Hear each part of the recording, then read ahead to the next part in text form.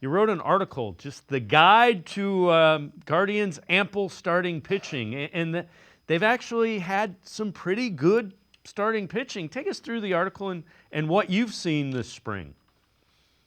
Well, any front office executive will tell you, or any manager will tell you, or any pitching coach will tell you that once you think you have enough starting pitching, go get more. And I think the Guardians learned that last year when you're leaning on bullpen games, you're leaning on guys who you picked up off the street in July and August. You're leaning on Tanner Bybee on short rest, and that's how they got through October. And they didn't want to have to go to those lengths this year, so they made it a point of emphasis over the winter to add to their starting pitching depth. They traded for Luis Ortiz, who will be part of this rotation. Slade Ciccone they got for Josh Naylor. They picked up guys um, like Vince Velasquez and Colby Allard on non-roster deals. They have John Means hopefully coming back in August or September from his second Tommy John surgery. So just trying to accumulate as much depth as they can because they're going to need it. This is, I think, over the last handful of years, they've used on average like 10 to 13 starting pitchers per season. So you'll see Tristan McKenzie, you'll see Logan Allen, you'll see Joey Cantillo, you'll see some faces that maybe you aren't as familiar with, like Doug Nikhazy. And they'll just try to find five guys at a time to get them through 162 games because we know that pitchers suffer injuries. Guys take steps forward, they take steps back, and you just need as much depth as possible to survive a season. Speaking of guys that have pitched well, young guys, Gavin Williams, Logan Allen, two guys, local, through the system that we've seen. Didn't pitch really well last year, but they sure have come to spring out in Goodyear and are throwing the ball well. Yeah, and it's important to remember that this sort of development, it never happens in the progression that we draw up in our minds, right? So Tanner Bybee has made it look easy because he's come in and had two excellent seasons, and that's not the norm.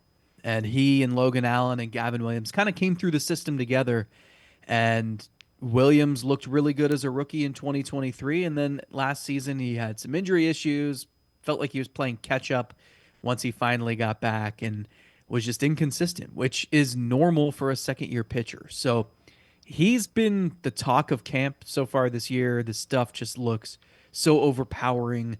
And I think they're excited about potentially, and they're all going to cross their fingers and knock on wood and hold a lucky rabbit's foot while collecting four-leaf clovers when they say this. But like he has the look of a guy who should be able to throw 190 innings and rack up 200 strikeouts and just be that old school workhorse that every team desires. So Gavin Williams certainly a guy to keep an eye on this year. Are you concerned at all about Luis Ortiz? That's a guy that had some success with the Pirates. They kind of used him all over the place. And then he kind of found his niche in the rotation. And I think he made 17 starts. It was pretty good for Pittsburgh and hasn't been good this spring. Concerned with him because he's a younger guy.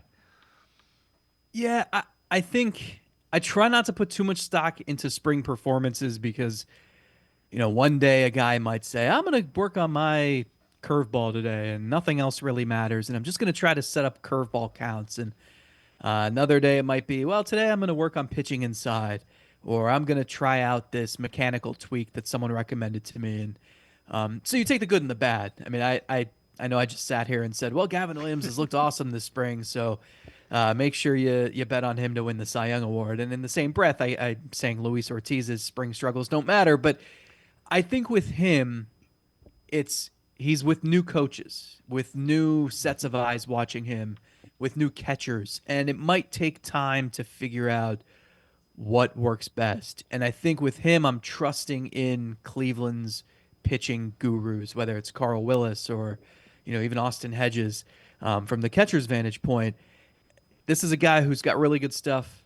He's young, like you said. I think there's still some development left in there too. And if Cleveland is going to target a pitcher on another team and bring him in, I usually trust them to get the most out of that guy. But it might take time just because it's new and the two sides have to get to know each other. And but he's got a nasty fastball, cutter, sinker, slider combination that just should work. And maybe he just has to work out the kinks in the spring.